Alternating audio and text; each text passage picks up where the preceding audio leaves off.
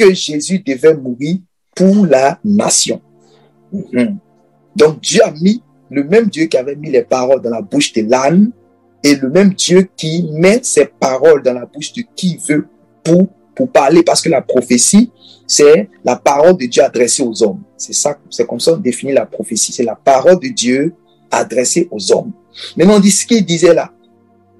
Il ne disait pas, il ne dit, et ce n'était pas pour la nation seulement, c'est-à-dire pour Israël seulement, c'était aussi afin de réunir en un seul corps les enfants de Dieu dispersés. Donc, les enfants de Dieu étaient dispersés, n'est-ce pas? Mais il fallait que les enfants de Dieu soient réunis, rapprochés en un seul homme. Et celui qui a prophétisé cela, Caïphe a prophétisé cela.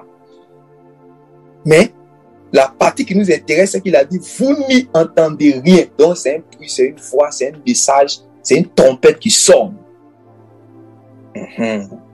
Donc, quand on sonne réellement cette trompette-là, le son de cette trompette-là annonce réellement un message.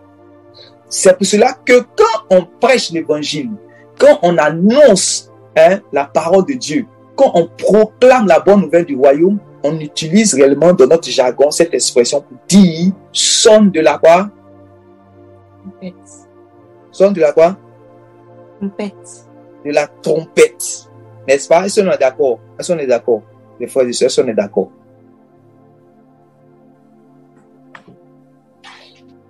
Donc, sonner de la trompette, en fait, c'est parler de la part de Dieu. Mais sonner la trompette, là, on parle comment? On annonce quelqu'un. On annonce quelqu'un.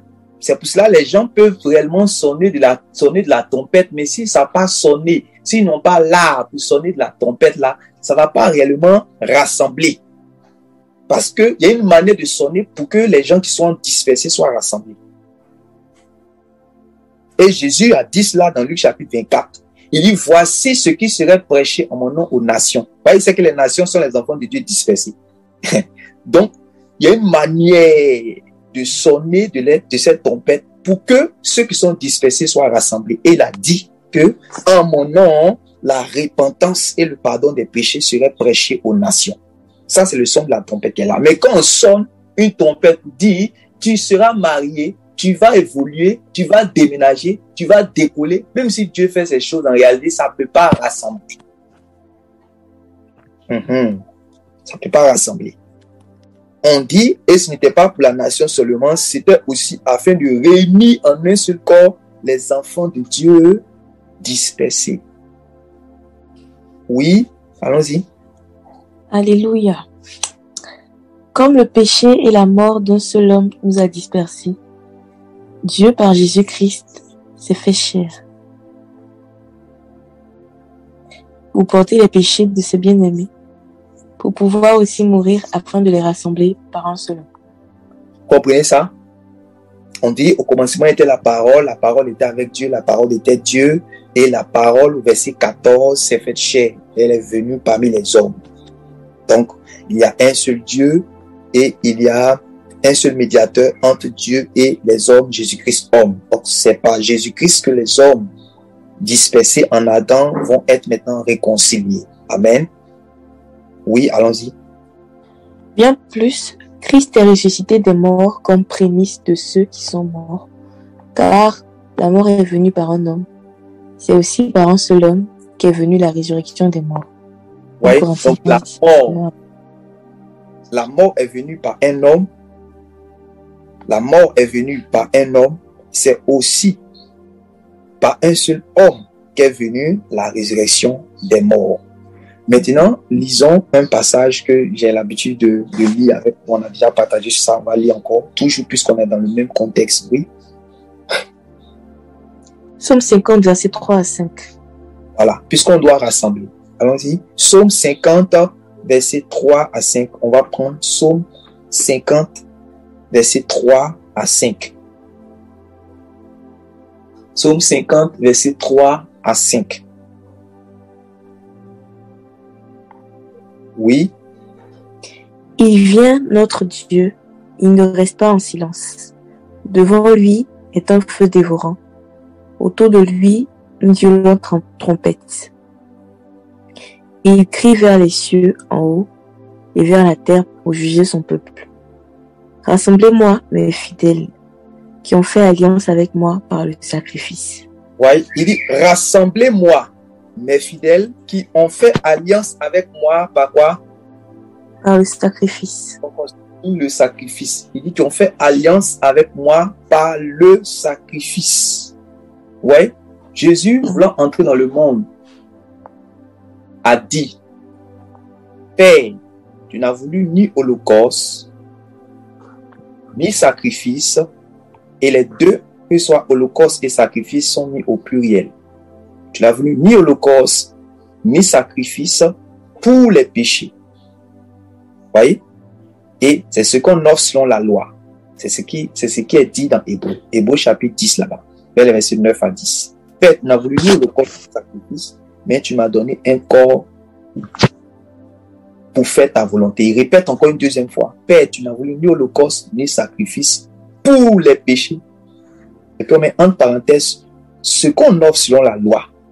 Donc, ça dit que c'était pas ce qui était véritablement destiné pour expier, ôter le péché des hommes définitivement. Maintenant, il dit, tu m'as donné un corps. Il dit, c'est pourquoi, oh Dieu, je viens pour faire ta volonté. Donc, lui, il va venir maintenant en remplacement des holocaustes et puis des sacrifices. Lui, maintenant, il va venir remplacer. C'est pour ça que Jésus est l'agneau de Dieu. Aussi, il est l'agneau de Dieu. Les agneaux étaient faits pour être sacrifiés, immolés. Étaient faits pour être sacrifiés afin qu'il y ait l'expiation des fautes. Donc, quand il dit, rassemblez-moi, mes fidèles qui ont fait alliance avec moi par le sacrifice, il est en train de parler de la mort du Seigneur Jésus-Christ que Caïphe est en train de prophétiser. Car, qu'est-ce que Caïphe a dit? Il a dit, vous n'y entendez rien, vous n'y réfléchissez pas qu'il est de votre intérêt qu'un seul homme, quoi? Meurt. Qu'un seul homme, quoi? Meurt. Meurt. Donc, c'est quoi? C'est le sacrifice qui est là. Lui doit mourir pour les autres. Donc, c'est un sacrifice expiatoire. Voilà. Il doit mourir pour les autres. Pour que les autres soient pardonnés. Pour que les autres soient réunis. Pour que les autres soient en paix avec Dieu. Ouais. Dit, rassemblez-moi, mes fidèles qui ont fait alliance avec moi par le sacrifice. Très important. Beaucoup de sacrifices dans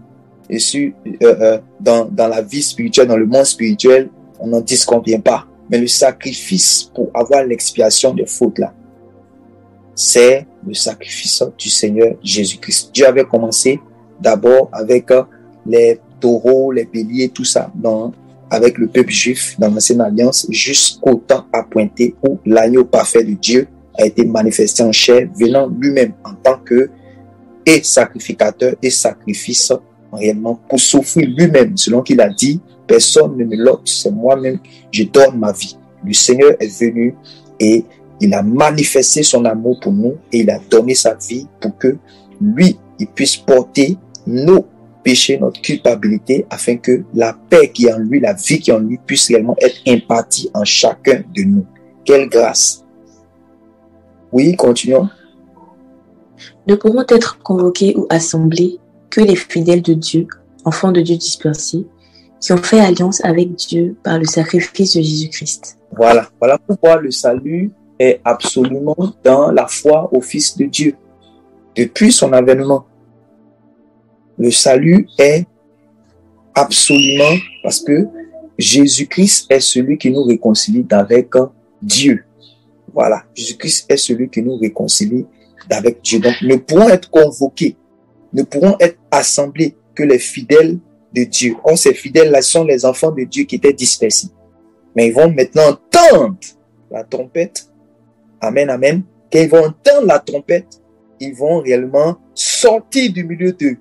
Ils vont entendre la trompette, ils vont sortir de la pornographie, sortir de la masturbation, sortir de la sorcellerie, sortir de l'idolâtrie, sortir des corruptions. Ouais. Sortis comme les archers sont sortis. Sortis comme les objets d'Arimathée sont sortis. Sortis comme Marie de Magdalene est sortie. Sortis comme la femme samaritaine est sortie. Chacun va sortir dans le lieu ou la prison où il se trouve incarcéré, où il se trouve enchaîné par le lien du péché. Mais quand il va entendre la voix de Dieu, son Père, on dit c'est un enfant de Dieu, il va sortir.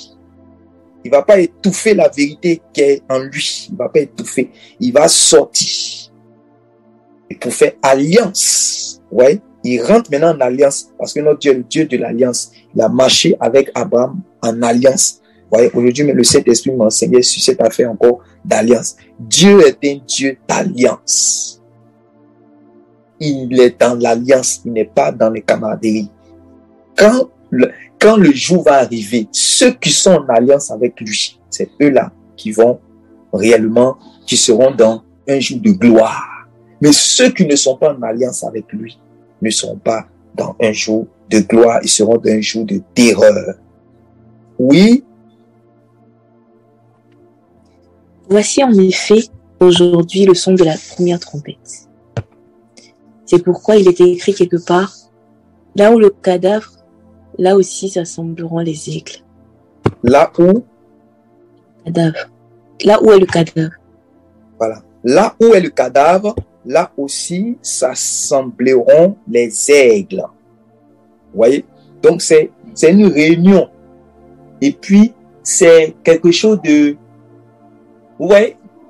Là, en fait, la partie où on a mis les aigles, d'autres versions parlent de vautours en fait.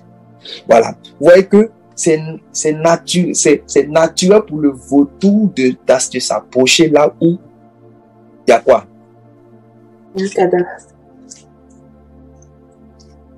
Bon, j'ai comme l'impression que les autres, vous ne réagissez pas hein, quand je pose des questions. Pourtant, ça peut vous aider. Si tu te trompes, c'est pas grave, on va te dire, ah, ça, voilà. Amen. Donc, on pose des questions. Quand je pose des questions, c'est pour voir, c'est pour que il y a certaines choses encore peut-être qui ne sont pas bien claires dans vos esprits par la grâce de Dieu, on va éclairer pour avancer. Donc, réagissez aussi. Donc, le vautour là, c'est naturel pour lui d'aller où il y a les cadavres, non? Oui. Ok, c'est naturel. Donc, ça sera la même chose. C'est une affaire de nature. Ça serait une affaire de nature. Ça serait une affaire de nature. Voilà. Mais un jour, on parlera de ça. Continuons. Rappelez-vous de la femme syrophénicienne. Elle a été exaucée à cause d'une parole de révélation. Mais les petits chiens, sous la table, mangent les miettes des enfants. En fait... Ouais. La femme a dit quoi? La femme syrophénicienne. La femme syrophénicienne, ça dit qu'elle n'est pas juive.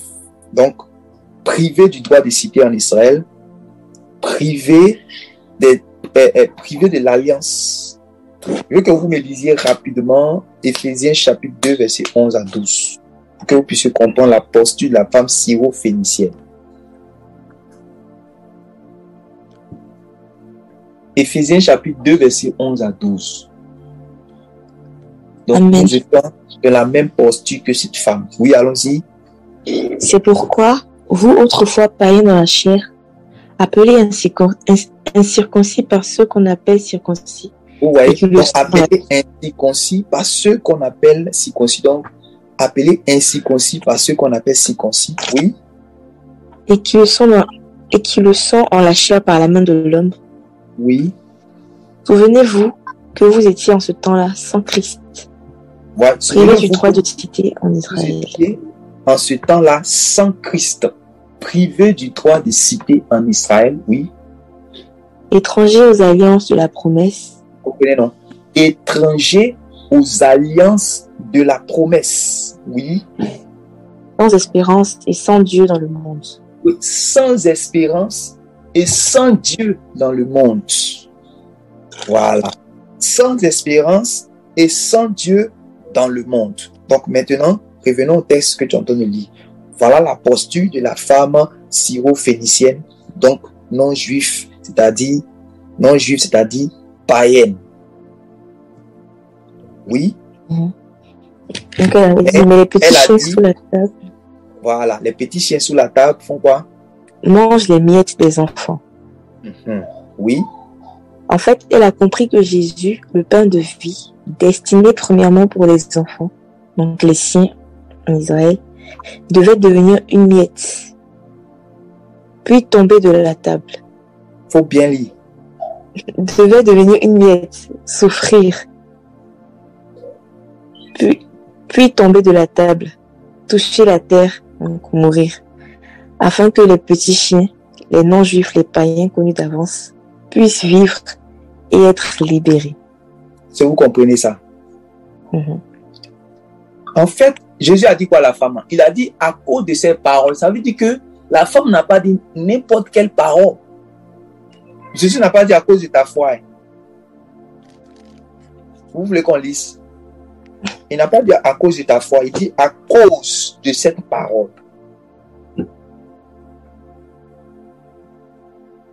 Est-ce que vous êtes avec moi? Oui, on peut lire. Ok, d'accord, allons lire. Allons. La femme syro-phénicienne. Donc, Marc chapitre 7, les versets 24 à 31. Ouais, okay. C'est ça, non? Oui, c'est ça. Marc 7, verset 24 à 31. C'est bon? Ok, allons-y. Amen. Jésus étant parti de là, s'en alla dans le territoire de Tyr et de Sidon. Il entra dans une maison, désirant que personne ne le sût, mais il ne put rester caché. Car une femme dont la fille était possédée d'un esprit impur entendit parler de lui et vint se jeter à ses pieds. Cette femme était grecque, syro-phénicienne d'origine. Elle le pria de chasser le démon. Donc elle est dans quelle posture ici? Elle est dans Ephésiens 2, verset 11 là, non? Oui. Ok, allons-y. En fait, vous allez comprendre par là pourquoi le Seigneur aussi se met aussi dans la posture. Voilà, puisqu'elle est dans Ephésiens chapitre 2, verset 11. Ça veut dire que ce n'est pas pour elle premièrement que le Fils, le Messie est venu. Puisque quand Caïphe a prophétisé, lui, il a prophétisé aussi selon l'actualité spirituelle. Il a dit que, est-ce que vous n'entendez rien? Vous n'y réfléchissez pas qu'il est de votre intérêt qu'un seul homme meure. Pourquoi? La nation. Voilà, pour la nation. Donc, c'est au singulier, pour la nation. Or, dans la Bible, il y a ce qu'on appelle la nation et il y a ce qu'on appelle les nations. La nation, ça parle toujours du peuple, ça parle d'un peuple, d'un seul peuple, la nation, c'est-à-dire le peuple d'Israël, la nation. Maintenant, en réalité, on dit, l'apôtre Jean ajoute, or, ce n'était pas seulement pour la nation, mais c'était aussi pour réunir tous les enfants de Dieu dispersés dans le monde. Or, le monde, ce sont les nations. C'est bon maintenant? C'est bon. Oui. Ok, vas-y. Cette femme était grecque syro-phénicienne d'origine. Elle le pria de chasser le démon hors de sa fille. Jésus lui dit, laisse d'abord les enfants se rassasier, car il n'est pas bien de prendre le pain des enfants et de le jeter aux petits chiens. Vous voyez que ici, là, si tu n'as pas compris, tu as dit que Jésus a donné parler mal. Or, il est dans un mouvement prophétique. Vous voyez, non? Il est dans un mouvement prophétique. Il parle selon l'esprit. C'est même pas péché. Tu as dit que, il est en train de dire chien. La première fois, tu dis, le Seigneur, il a dit non. Il est dans un programme. Il est dans un programme prophétique. Oui. Je poursuis le verset. Oui. Oui, Seigneur, lui répondit-elle. Mais les petits chiens sous la table mangent les miettes des enfants. Elle dit, oui, Seigneur, mais les petits chiens sous la table mangent les miettes des enfants. Oui. Alors il lui dit, à cause de cette parole. Il dit, à cause de cette quoi? Parole. Parole. il dit à cause de cette parole. Mais parole là, en réalité, c'est quelle parole? Alléluia. Mes entrailles me sont en train de bouillonner. C'est quelle parole? Vous voyez que la parole se trouve dans la bouche. Ouais, la parole est partie se trouver dans la bouche d'une syro-phénicienne qui ne connaît même pas ce qui est dans les Écritures. Eh Jésus! Une syro-phénicienne, la parole, la révélation, même chose quand il a demandé, on dit, vous dites qui, moi je suis qui? Il a dit à ses disciples, qui dites-vous que je suis? Quand il a dit, tu es le Christ, le Fils du Dieu vivant. Jésus a dit quoi? Jésus a dit que ça, ce n'est pas un homme qui t'a révélé cela.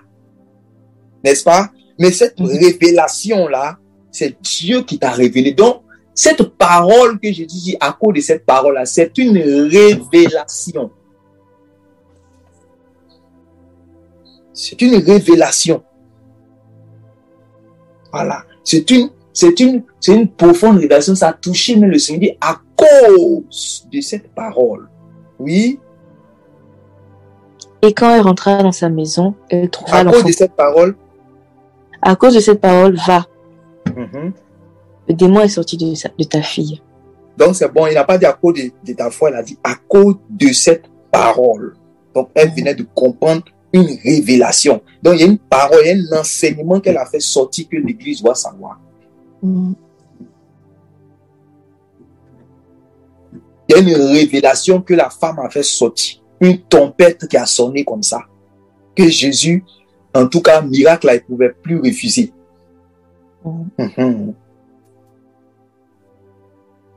Donc, c'est bon qu'on a vérifié maintenant. Donc, lis le texte maintenant. Lis. Qu'est-ce qu'on a dit? Oui, c'est le temps mort. Jésus-Christ. Non, reviens ici pour qu'on puisse bien comprendre. Ok. Rappelez-vous. Rappelez-vous de la femme syro-phénicienne. Elle a été exaucée à cause d'une parole, une révélation. Ouais, non. Elle a été exaucée à cause d'une parole. Ça, c'est très important. Une révélation. Et c'est une révélation. Donc, chaque fois qu'on parle de parole, un jour, j'étais en train de parler, je disais que lorsque, je dis, tu crois, on était en train d'enseigner comme ça ici. Voilà. Je parlais de la parole révélation.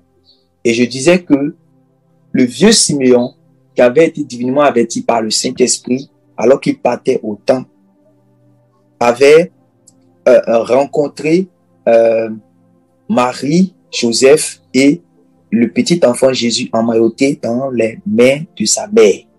Et quand il a vu, il a été inspiré par le Saint-Esprit. Et il a vu que cet enfant emmailloté dans la main de cette femme-là, c'est réellement le Fils de Dieu. Et quand il a fini de déclarer toutes les paroles, tout ça, il va dire quelque chose. Il va dire maintenant, Seigneur, tu peux laisser ton serviteur s'en aller selon ta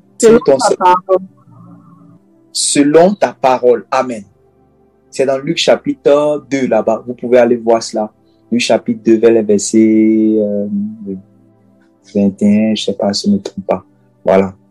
Il dit maintenant, bon, vous voulez qu'on lise ça aussi? Lisons rapidement. Luc chapitre 2, verset 21, puis tu descends rapidement. Allons-y. Ok. Bon, le 8? Là-bas même, non, là-bas c'est le verset 25. Ok. Et voici, il y avait à Jérusalem un homme appelé Siméon. Cet homme était juste et pieux. Il attendait la consolation d'Israël et l'Esprit Saint était sur lui. Il avait été divinement averti par le Saint-Esprit qu'il ne mourrait point avant d'avoir vu le Christ du Seigneur. Il vint au temple poussé par l'Esprit. Et comme les parents apportaient le petit enfant Jésus pour accomplir à son égard ce qu'ordonnait la loi, il le reçut dans ses bras, bénit Dieu et dit: Maintenant, Seigneur, je laisse ton serviteur s'en aller en paix, selon ta parole. Ouais. Tu laisses ton serviteur s'en aller en paix selon ta parole. Quelle parole? Que c'est Dieu qui ne mourrait pas avant d'avoir vu le salut de... Mais c'est quelle parole, en fait? Puisque il dit selon ta parole. Est-ce que c'était dans un verset? Non, c'est une révélation que le Seigneur lui avait accordée à lui personnellement. Voilà. C'est-à-dire, on dit il était en communion avec l'Esprit et l'Esprit lui a donné une parole. C'est-à-dire la parole de Dieu là.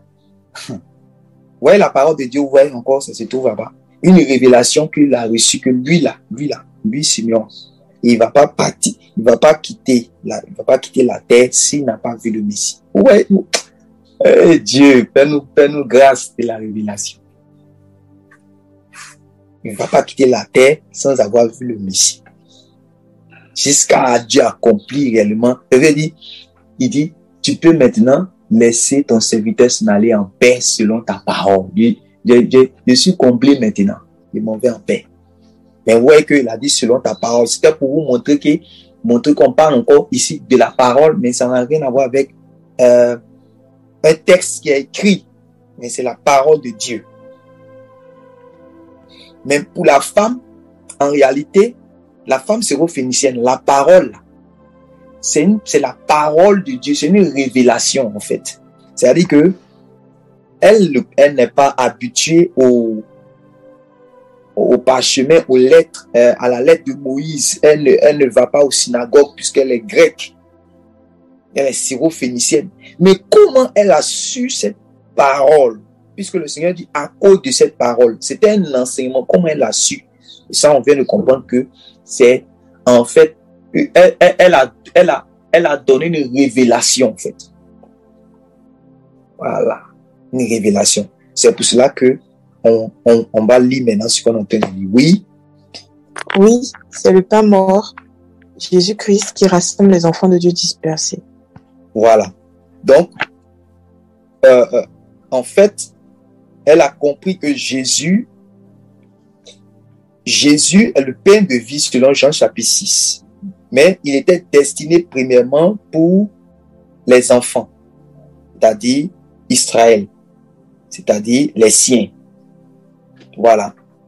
Le pain de vie qui était destiné premièrement pour les enfants, il devait devenir une miette, puisqu'elle a parlé de miette. Il devait devenir une miette qui symbolise ici les souffrances. Voilà. Les miettes qui symbolisent ici les souffrances. Puis tomber à terre. Puis tomber de la table. Puisqu'elle dit, les petits chiens mangent les miettes qui tombent de la table. Or, quand ça tombe de la table, là, ça va quoi? Ça va toucher quoi? La terre. Vous savez que le Seigneur a dit que si la graine de blé ne meurt point, elle ne peut pas quoi? Germer. Donc, puis, c'est-à-dire que les miettes devaient tomber de la table, toucher la terre.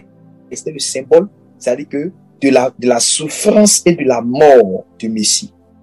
Afin que les petits chiens, qui sont les non-juifs, voyez, les enfants de Dieu qui sont dispersés dans le monde, ils puissent avoir la vie en mangeant réellement le pain mort.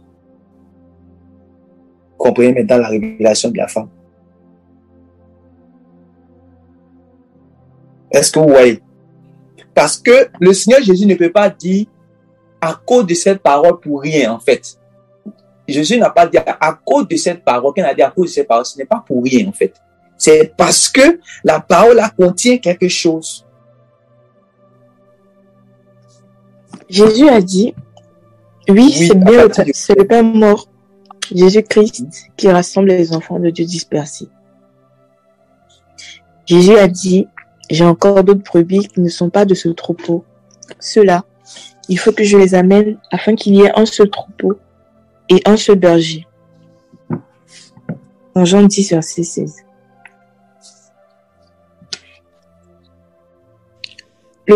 Le temps me manquerait pour parler du baptême d'eau par lequel nous ne sommes plus que poussière comme Adam. Le parle par révélation. De David qui se souvient de son alliance avec Jonathan après sa mort et invite Méphibosheth à la table des rois comme son propre fils. Et des enfants d'Israël rassemblés, puis protégés à à cause du sang versé de l'agneau sans défaut en Égypte. Le son de cette trompette est appelé la prédication de la croix. Voilà. Donc, le son de cette trompette-là, la première trompette, c'est la prédication de la croix. Donc, quand on a mal sonné la trompette, ça va pas être la prédication de la croix. Or, c'est la prédication de la croix qui peut rassembler ceux qui sont dispersés. Vous voyez le danger de sonner mal la trompette. C'est pour ça que Dieu m'a dit à destiner ceux qui devaient sonner la trompette là. Quand les gens sonnent ça d'une manière bizarre, là, ça va mener des gens bizarres. Il faut bien sonner la trompette là. Le son de la trompette là, c'est la prédication de la croix. Tout ce que la femme syrophénicienne a vu là, c'est quoi? C'est ça. C'est la prédication de la croix. Oui. Romains 10, versets 13 à 15. On lit. Non, vas-y. Ok.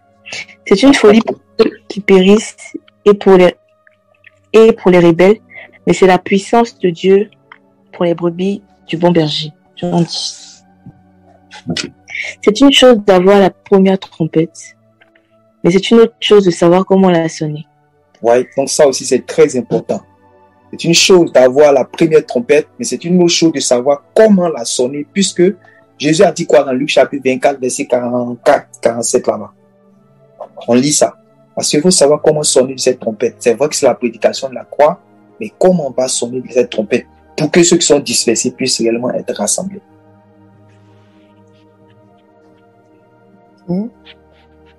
Luc chapitre 24, le verset 46. 46. Ah, comment ça va dire verset 46? Oui. Et il leur dit, ainsi il est écrit que le Christ souffrirait et qu'il ressusciterait des morts le troisième jour. Vous voyez, non? Ainsi il est écrit que le Christ souffrirait et qu'il ressusciterait des morts le troisième jour. Et c'est ce qu'on vient d'expliquer par rapport à notre test sur la femme syrophénicienne. Oui, maintenant, ça va, quand il souffre et puis il ressuscite, quand on parle de souffrir, ressusciter, ça veut dire qu'il y a mort entre souffrir et puis ressusciter, n'est-ce pas? Oui. Exactement. Voilà, il y a la mort entre souffrir et puis ressusciter. Puis on dit, ainsi il est écrit que le Christ souffrait et qu'il ressusciterait des morts. Donc, c'est pas parce qu'on n'a pas parlé de mort qu'il n'y a pas mort dedans. Voilà, pour vous qui êtes un bon lecteur de la Bible, vous pouvez comprendre ces choses. Maintenant, ça signifie quoi? Ça va apporter quoi? Ça donne quel message? Qu'est-ce que ça veut dire? Puisque c'était pas juste un rôle qui était bien, mais c'était un message, c'était un son d'une trompette qui est là. Oui, maintenant, regardez la conséquence, oui. Et que la repentance et le pardon des péchés seraient prêchés en son nom à toutes les nations. Ouais, non, voilà. Il dit, et que la repentance et le pardon des péchés seraient prêchés en son nom à toutes les nations. Ouais, non. À commencer par Jérusalem, vous êtes témoins de ces choses. Donc, ce sont les témoins, ceux qui sont témoins de ça, qui sont témoins de ça, qui vont sonner cette trompette-là, comme ça. Quand ils sonnent la trompette-là, on entend la repentance et le pardon des péchés. C'est ça la prédication de la croix. C'est ça la trompette. Donc, c'est une chose que d'avoir la trompette, mais c'est une autre chose de savoir comment la sonner. Oui. C'est pourquoi Dieu a recommandé que seuls les sacrificateurs, les consacrés dans la nouvelle alliance, devaient la faire sonner. Voilà. Ici, dans le passage de Nombres chapitre 10, vous avez vu que Dieu a insisté que ce soit les sacrificateurs qui puissent réellement sonner cela. Toutes ces choses-là, c'était vraiment important. Voilà. Des choses vraiment qui sont, des gens qui sont vraiment consacrés.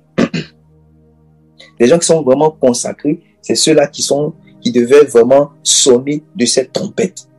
Et aujourd'hui, vous savez que par l'avènement de notre Seigneur Jésus, lorsque nous avons cru dans le message de la repentance, dans le message de la croix, que nous avons été choisis par Dieu, le sang de Jésus a fait de nous des sacrificateurs pour Dieu, son Père. Donc, nous sommes aussi appelés à sonner de cette trompette. Amen. Mais c'est des sacrificateurs là, les mêmes exigences qu'on demandait là, c'est les mêmes choses. Donc, les sacrificateurs, j'ai ajouté des sacrificateurs consacrés. C'est très important. Parce qu'on ne donnait pas de trompette là comme ça. C'est des gens qui sont vraiment consacrés qu'on donnait la trompette. Donc, c'est une chose de partir prêcher l'évangile, prêcher, mais il faut s'assurer que je suis quelqu'un de consacré. C'est très important. Parce qu'on oublie aussi cet aspect-là très souvent. Oui, donc chapitre 10, verset 8, ça équivaut à Éphésiens, chapitre 4, verset 11, qu'on dit que ceux à qui que le Seigneur a donné à l'église, voilà, les messagers, tout ça, mais c'est aussi tous ceux qui font partie de la grande commission. Voilà, donc nous sommes impliqués dans ces choses. Même si je ne suis pas évangéliste, mais je participe réellement à la grande commission. Voilà, je suis témoin du Seigneur Jésus-Christ. Amen. Mais dans le passage, Dieu a précisé que ce sont les sacrificateurs. Amen. Oui, continuons. Quand elle est sonnée de manière ascendante, ceux qui s'assemblent auront une vie ascendante. Voilà. Quand elle est sonnée de manière ascendante, ceux qui s'assemblent auront une vie ascendante. Est-ce que vous comprenez cela? Quand elle est sonnée de manière ascendante, ceux qui s'assemblent auront une vie ascendante. Parce qu'en réalité, vous allez voir que quand Paul va parler dans Colossiens chapitre 3, Colossiens chapitre 3, là, il va, et puis Colossiens chapitre 4, il va dire quoi? Ne vous affectionnez pas aux choses de quoi? De la terre. Affectionnez-vous aux choses d'en haut. Voilà. Quand Christ, votre vie, votre gloire paraîtra, vous aussi, vous paraîtrez avec lui. Quand on prêche les choses de la terre, les gens vont avoir une vie des gens qui couvrent les choses de la terre. Mais l'espérance qui se trouve dans le message de la prédication de la croix, là, c'est une espérance ascendante puisque nous aspirons un jour à entrer dans la nouvelle Jérusalem céleste. Donc la trompette nous indique là-haut. La trompette ne nous indique pas sur la terre. Donc quand la trompette est sonnée de manière ascendante, ceux qui s'assemblent vont avoir aussi une vie ascendante. Donc c'est pour cela que il faut avoir l'art pour prêcher réellement ce message-là. Qui sont beaux les pieds de ceux qui annoncent l'évangile de paix. Voilà. Pour que les gens qui s'assemblent puissent avoir une vie ascendante. Connectés vers celui qu'ils attendent dans les airs. Oui. Quand elle est sonnée dans la direction du ciel, ceux qui s'assemblent pourront s'affectionner aux choses d'en haut. Quand elle est sonnée par ceux qui ont la vie, ceux qui s'assemblent auront aussi la vie. Quand elle est sonnée par ceux qui ont l'esprit, ceux qui s'assemblent auront l'esprit. Quand elle est sonnée par des envoyés, le son ne sera pas confus, et ceux qui s'assemblent ne seront pas dans la confusion. Amen. C'est très, très, très important. Donc, on tous en train de parler de la première trompette. Oui, on va lire. Psaume 89, verset 16 à 18. Donc, on prend Psaume 89, verset 16 à 18. Psaume 89, verset 16 à 18. Heureux le peuple qui connaît le son de la trompette. Il marche... Au verset 16 à 18. Hein. Oui. Mm-hmm. Heureux le peuple qui connaît le son de la trompette. Il marche à la clarté de ta face, ô Éternel. Donc, relis encore. Heureux le peuple qui connaît le son de la trompette. Il marche à la clarté de ta face, ô Éternel. Oui. Il se réjouit sans cesse de ton nom et il se glorifie de ta justice. Car tu es la gloire de sa puissance. C'est ta faveur qui relève notre force.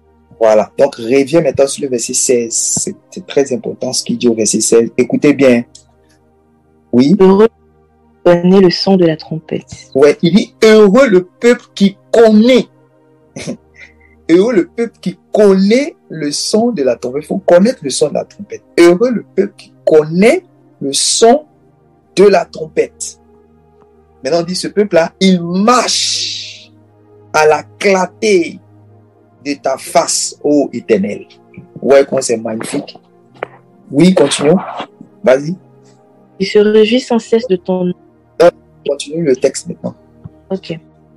Attention, car c'est ici que se fait la différence entre les vierges sages et les vierges folles. Car les vierges folles s'assemblent, mais ne marchent pas à la clarté de la face de l'Éternel, c'est-à-dire dans la sanctification totale et complète, intérieure et extérieure, l'esprit, l'âme et le corps. Voilà.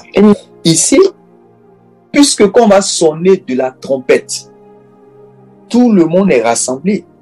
Et les vierges folles et les vierges sages sont rassemblés. Parce que la Bible nous dit dans Matthieu chapitre 25, le royaume des cieux sera semblable à 10 vierges. C'est-à-dire que, y compris les sages, y compris les folles. 10 vierges qui allaient à la rencontre. Donc, 10 vierges qui étaient en route. Donc, elles étaient rassemblées d'abord pour être en route.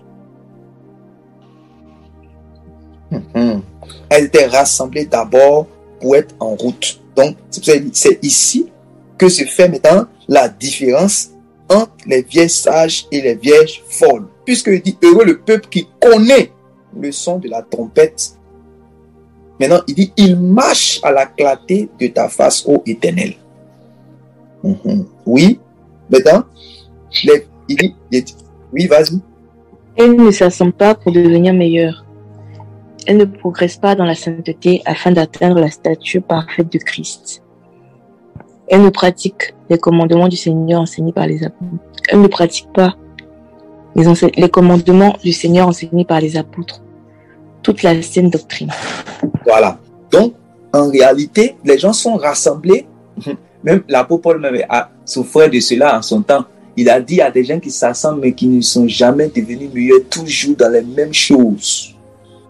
Toujours dans les mêmes œuvres de la chair. Alors que ceux qui connaissent le son de la trompette, selon le psalmiste, ils marchent à la clarté de la face de l'Éternel, c'est-à-dire dans les voies de Dieu, c'est-à-dire dans la sainteté de Dieu, dans la lumière. Clarté de la face de l'Éternel, vous savez que la face de l'Éternel dégage la lumière. Or, marcher dans la lumière, c'est marcher dans les voies de Dieu, marcher dans la justice du royaume, marcher dans la sainteté, vivre dans la sanctification. Oui. Les sages, quant à elles, ont été destinés à faire la volonté de Dieu et à être trouvés irrépréhensibles et irréprochables lors du son du départ, c'est-à-dire la dernière trompette. Voilà. Puisque on sait que la dernière trompette doit sonner. C'est une chose que d'entendre la première trompette, mais il faut maintenant vivre d'une manière, digne de l'évangile, d'une manière conforme. Ouais, d'une manière conforme à ce que réellement on a entendu. C'est-à-dire qu'on s'est rassemblés, pas pour rester là, on se rassemble parce qu'on sait qu'il y a une deuxième trompette qui doit sonner. Mais il y a d'autres qui se rassemblent sans savoir cela. Eux-mêmes, là, ils veulent retourner encore en Égypte. Donc, ils ne s'attendent pas à ce que les sacrificateurs puissent sonner pour qu'on puisse aller de l'avant. Mais eux, ils se souviennent toujours des concombres qui sont en Égypte et des carottes et des choux. Et d'autres même veulent rester là, sur la place là, ils veulent rester là. Alors que nous, on s'est rassemblés là. On attend qu'on sonne encore pour avancer. Et les autres sont là. Vous voyez? On dit, heureux le peuple qui connaît le son de la trompette. Ils marchent. Vous voyez? Ils ne sont pas là. Ils marchent. Ils veulent continuer l'exode. Il ne faut pas rester là. Ils marchent à la clarté de ta face, ô Éternel. Ils cherchent une profondeur avec l'Éternel. Ils cherchent une intimité avec le Seigneur. Ils cherchent réellement à contempler la face de Dieu. Ils cherchent à vivre d'une manière digne de l'Évangile. Ils cherchent à obéir, à progresser dans les voies de Dieu, à progresser dans la justice du royaume, à progresser, à faire ce qui plaît à leur Père qui est dans les cieux, à marcher, à se conditionner à l'image du Fils de Dieu, à progresser dedans chaque fois. Voici leur combat, voici leur challenge, voici toute leur vie. Oui. Okay. Jésus dit, mes frères, mon assemblée, mes conviés, mes invités, mes appelés, mes convoqués, ce sont ceux qui écoutent la parole de Dieu et qui la mettent en pratique. Luc 8, 21. Voilà. Donc, Jésus a dit, mes frères, c'est-à-dire mon assemblée, c'est-à-dire mes conviés, mes invités, c'est-à-dire mes appelés, ceux qui sont mes convoqués là, ce sont ceux qui écoutent la parole et qui la mettent en pratique. Parce qu'en réalité, après d'avoir passé cette épreuve d'écouter la parole, la mettre en pratique, on finit par devenir un élu du Seigneur, c'est-à-dire quelqu'un qui va entrer dans la possession du salut éternel en fait. Est-ce que c'est clair jusque-là? Lis le passage qui suit. 2 Thessaloniciens 2, versets 13 à 14. 2 Thessaloniciens chapitre 2, versets 13 à 14. Oui, vas-y, on prend le passage d'abord. Je lis le passage. Oui. 2 Thessaloniciens chapitre 2, versets 13 à 14.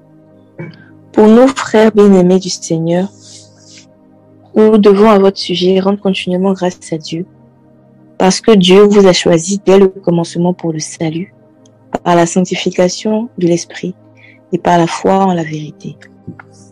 Ouais, non. C'est pourquoi il vous a appelé par notre évangile pour que vous possédiez la gloire de notre Seigneur Jésus-Christ. Voilà. En réalité, quand Dieu te convoque, quand Dieu t'a convoqué, quand Dieu a sonné la trompette pour que tu puisses venir là, c'est pour un but, c'est pour que tu puisses entrer un jour à Canaan. Donc, nous devons à votre sujet rendre continuellement grâce à Dieu parce que Dieu vous a choisi dès le commencement pour le salut. Ouais, non. Il vous a choisi pour le salut. Or, le salut dont il est en train de parler ici, là, c'est quel salut? La vie éternelle, l'héritage du royaume. Voilà, c'est ça. Si vous voulez comprendre ça, là, quand vous lisez, parce que dans 2 Thessaloniciens chapitre 2, c'est là où on parle de l'avènement du fils de la perdition. Maintenant, on va dire qu'il va séduire les gens avec les miracles mensongers, les prodiges mensongers. Il va les séduire. Mais il va séduire qui? Il va séduire ceux qui n'ont pas eu l'amour de la vérité pour être sauvés. Lis ça même, lis le verset 9 et puis on va descendre. Toujours dans 2 Thessaloniciens, là, ce que tu lisais là, au verset 9. Okay. L'apparition de cet impie se fera par la puissance de son nom, avec toutes sortes de miracles, de signes et de prodiges mensongers, et avec toutes les séductions de l'iniquité pour ceux qui périssent parce qu'ils n'ont pas reçu l'amour de la vérité pour être sauvés. Aussi, Dieu leur envoie une puissance de... On dit, et avec toutes les séductions de l'iniquité pour ceux qui périssent parce qu'ils n'ont pas reçu l'amour de la vérité pour être sauvés. Donc, il leur suffisait seulement d'avoir l'amour de la vérité, d'avoir l'amour, de ne pas étouffer la vérité en eux. C'est parce qu'ils n'ont pas l'amour de la vérité qu'ils ont étouffé l'amour. Regardez, si vous lisez ce verset-là, je vous donne un exercice, allez-y le lire dans peut-être 2-3 versions, vous allez comprendre ce que Paul, en fait, voulait dire. Regardez, je veux qu'on lise ça même. Lis ça au moins dans semeur comme ça. Et puis, les Bibles expliquées, vous allez comprendre. Parce que moi, je comprends ce qu'on dit, mais je ne sais pas si vous comprenez la partie, ce qu'il est en train de dire. Lis dans semeur, dans français courant, tout ça. Oui, lis semeur, lis. Le verset 10. Il usera de toutes les formes du mal pour tromper ceux qui se perdent parce qu'ils sont restés fermés à l'amour de la vérité qui les aurait sauvés. Ouais, non. Parce qu'ils sont restés fermés à l'amour de la vérité qui les aurait sauvés. Ça veut dire que Dieu voulait les sauver. Mais le moyen par lequel lui les sauve là, c'est que eux ils devaient avoir l'amour de la vérité en eux. Mais ils ont étouffé cela à cause de leur raisonnement et à cause des plaisirs de tout ce qu'ils aimaient eux-mêmes. Donc, c'était pas des gens qui étaient déjà destinés, comme on dit, voilà. Donc, quand on dit de l'autre côté aussi que Dieu ne nous a pas destinés à la colère, mais il nous a destinés pour le salut là. Vous devez comprendre que même ceux-là aussi qu'on parle, eux aussi, ils étaient destinés pour le salut. Mais c'est seulement que eux, ils ont étouffé la vérité qui pouvait les sauver. C'est ça qui fait la différence. Ici, c'est clair dans vos esprits maintenant. Oui, très clair. C'est clair. Voilà. Donc, continuons le passage que tu lisais maintenant. On peut en descendre. Le verset 11 maintenant. Verset 11. Aussi, Dieu leur envoie une puissance d'égarement pour qu'ils croient au mensonge. Ouais, non. Donc, c'est une conséquence. Donc, puisqu'ils ont persisté dans l'incrédulité, tout ça, ils ont persisté dans leur raisonnement, dans leur mauvaise voie, et qu'ils ont aimé, ils ont fermé l'oreille de la vérité, comme l'apôtre Paul pouvait dire dans 2 Timothée chapitre 4, ils ont fermé l'oreille de la vérité pour s'attacher à autre chose. Donc, ok, Dieu aussi les a envoyés puissants d'égarement pour qu'ils croient au mensonge. Oui. Afin que tous ceux qui n'ont pas cru à la vérité, mais qui ont pris plaisir verset 12. Le verset 12. Oui, afin que tous ceux qui n'ont pas cru à la vérité, mais qui ont pris plaisir à l'injustice, soient condamnés. Pour nous, frères bien-aimés du Seigneur, nous devons à votre sujet rendre continuellement grâce à Dieu, parce que Dieu vous a choisi dès le commencement pour le salut, par la sanctification de l'esprit et par la foi en la vérité. Voilà. En fait, vous voyez que quand vous allez lire maintenant ce passage-là, vous devez lire ça avec tout l'esprit du discours. Parce qu'il n'est pas en train de dire que il y a des gens qui sont choisis personnellement pour le salut dès le commencement, et puis les autres non. Puisqu'il ajoute, quand il a fini de dire, parce que Dieu vous a choisi dès le commencement pour le salut, mais virgule, par la sanctification de l'esprit et par la foi en la vérité, chose que les autres ont étouffée. Est-ce que vous avez déjà fait attention à ces détails-là? Même dans le passage d'Éphésiens qu'on lit, Éphésiens chapitre 2, verset 8, là, on dit, car c'est par la grâce que nous sommes sauvés. On met virgule. On dit, par le moyen de la foi, puisque ce n'est pas à Dieu d'avoir la foi pour l'homme, c'est à l'homme d'avoir foi en Dieu. Mais la foi, là, on a prêché le message à tout le monde. Maintenant, chacun doit avoir la foi. Ce n'est pas Dieu encore qui va avoir la foi encore après avoir donné le message.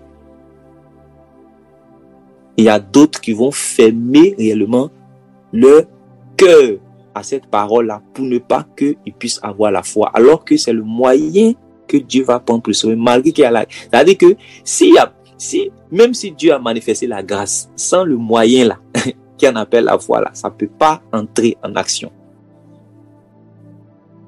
Donc c'est comme si pour cette personne-là, le Seigneur Jésus est mort en vain. C'est pour cela qu'on dit que ceux qui font naufrage par rapport à la foi, est-ce qu'ils peuvent être sauvés un jour? Ceux qui ont fait naufrage par la foi, s'ils sont morts dans leur état là. Pourtant, ils ont cru. Le Seigneur Jésus est mort pour eux. Mais on dit par exemple, ils ont fait naufrage par rapport à la foi. Or, c'était le moyen par lequel Dieu devait les sauver. Le moyen là, c'est la foi. Le moyen là, c'est demeurer dans la vérité. Les gens ont étouffé ça parce que l'ennemi les a séduits. Mais Paul parle ici encore prophétiquement. Il parle aussi par amour. Par exemple, chaque fois que je parle et que je commence à parler des choses de l'avènement du Seigneur, arrivé à ce moment, vous voyez que je dis, mais je crois que Dieu qui vous aime, je crois que par exemple, ce ne sera pas le sort de quelqu'un parmi nous. Ou bien je crois que Dieu vous sauvera. C'est comme par exemple un maître qui enseigne ses élèves et tout naturellement qui souhaite que tous y réussissent. Vous allez voir très souvent cette manière de parler là dans les lettres de Paul. Donc, verset 13 dit, pour nous, frères bien-aimés du Seigneur, nous devons à votre sujet rendre continuellement grâce à Dieu, parce que Dieu vous a choisi dès le commencement pour le salut par la sanctification de l'esprit et par la foi en la vérité. Verset 14. Dit c'est à quoi il vous a appelé par notre évangile pour que vous possédiez la gloire de notre Seigneur Jésus-Christ. Voilà. Ouais. Donc, quand il dit, maintenant, nous devons, à votre sujet, rendre continuellement grâce à Dieu parce que Dieu vous a choisi dès le commencement pour le salut, là. J'ai dit le salut, là, c'est quel salut? L'héritage du royaume. Voilà, c'est l'héritage du royaume. Parce que même le commencement du salut, là, dans le commencement du salut, nous avons aussi la vie éternelle, mais nous avons la vie éternelle, comment? Nous avons la vie éternelle en prémisse, nous avons la vie éternelle en mesure. C'est pour ça que Jean pourra dire que ceux qui croient au Fils de Dieu, celui qui croit au Fils de Dieu a la vie éternelle. Mais, ici, là, c'est le salut manifesté, parce que nous allons entrer dans le repos éternel par l'avènement du Seigneur Jésus-Christ. Par la première résurrection. En réalité, c'est la première résurrection qui va nous faire entrer en possession éternelle de notre héritage éternel. C'est pour cela que pour l'instant, nous sommes sauvés en espérance.